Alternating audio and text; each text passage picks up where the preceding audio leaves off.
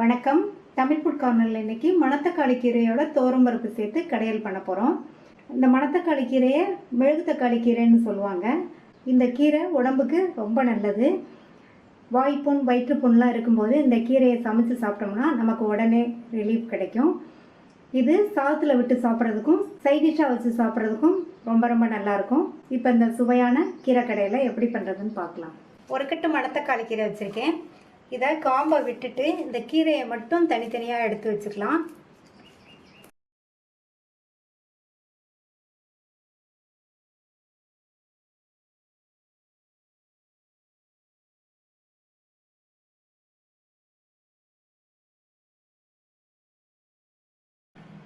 இதே மாதிரி எல்லா கீரையையும் தனியாக எடுத்து வச்சிடலாம்.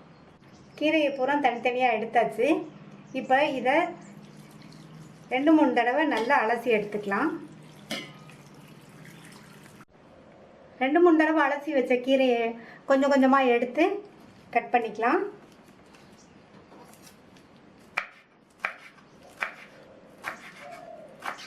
கீரையை முழுசாக சேர்க்காம இந்த மாதிரி கட் பண்ணி சேர்த்தோம்னா வேகமாகவும் வெந்துடும், நமக்கு கடையிறதுக்கும் ஈஸியாக இருக்கும்.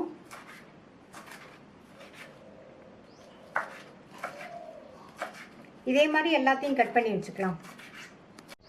இந்த கீரை கடையில் நம்ம இன்றைக்கி மண் பாத்திரத்தில் செய்ய போகிறோம். ஸ்டவ்வில் ஒரு மண் பாத்திரம் வச்சுருக்கேன். 100 கிராம் துவரம்பருப்பை 2-3 தடவை வாஷ் பண்ணி வச்சுருக்கேன். இந்த துவரம்பருப்பை இந்த பாத்திரத்தில் சேர்த்துட்டு பருப்பு வேகிறதுக்கு தண்ணி சேர்த்துக்கலாம். நம்ம ஓப்பனில் வேக வைக்கிறதுனால தண்ணி கூட கொஞ்சம் தேவைப்படும். இது கூட 1/4 டீஸ்பூன் மஞ்சள் தூள், 5 பூண்டு, 5 சின்ன வெங்காயம் பொடியாக கட் பண்ணது, கூடுமான அளவு சின்ன வெங்காயம் சேர்த்துக்கங்க. ஒரு மீடியம் சைஸ் தக்காளி, ஒரு பச்சை மிளகாய், இதில் 1 டீஸ்பூன் நல்லெண்ணெய் சேர்க்குறேன். இந்த மாதிரி எண்ணெய் சேர்த்தோம்னா பருப்பு வேகமாக வெந்துடும். நல்லா கலந்து விட்டுறலாம். பருப்பு 3/4 பங்கு அளவுக்கு வெந்து வரட்டும். நான் இன்றைக்கி பருப்பை ஓப்பனில் வேக வைக்கிறேன். குக்கரில் 3/4 பங்கு வேக வைக்கணும்னா 2 விசில் விட்டு வேக வச்சு எடுத்துக்கணும். பருப்பு 3/4 பங்கு அளவுக்கு வெந்திருக்கு. கீரை கடையிலுக்கு இந்த அளவுக்கு வெந்தால் போதும். இப்போ கட் பண்ணி வச்ச கீரையை இதில் சேர்த்துடலாம். நம்ம கட் பண்ணி வச்ச கீரை 2 கைப்பிடி அளவுக்கு இருக்குது.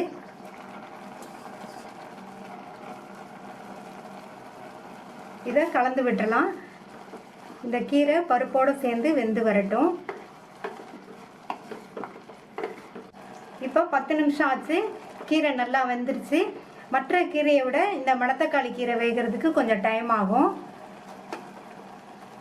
இப்போ இதில் 1/2 டீஸ்பூன் சீரகம், இதுக்கு தேவையான அளவு உப்பு சேர்த்துட்டு கீழே இறக்கி வச்சு இந்த மாதிரி கீரை கடையிற மத்த வச்சு சூடாக இருக்கும்போதே நம்ம கடைஞ்சிக்கலாம்.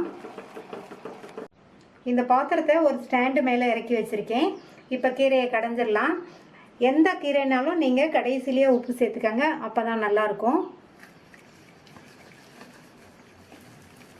இந்த மாதிரி கீரை கடையிற மத்தில் கடையலாம். அல்லது நீங்கள் மிக்சியில் கடையிற மாதிரி இருந்தால் கீரை ஆறுனதுக்கப்புறமா மிக்சியில் சேர்த்து பிப்பரில் போட்டு விட்டு விட்டு அரைச்சிக்கங்க. அதுவும் இந்த மாதிரி கடையிற மாதிரியே இருக்கும். கீரையை நல்லா கடைஞ்சாச்சு. இந்த கன்சிஸ்டன்சி எனக்கு கரெக்டாக இருக்குது.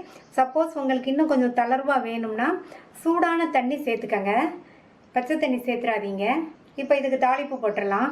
தாளிக்கிறதுக்கு 3 டீஸ்பூன் எண்ணெய் சேர்த்துருக்கேன். அதில் 1/2 டீஸ்பூன் கடுகு, 1/2 டீஸ்பூன் உளுந்து, கொஞ்சமாக கறிவேப்பிலை, 2 காஞ்ச மிளகாவை கிள்ளி சேர்த்துக்கங்க.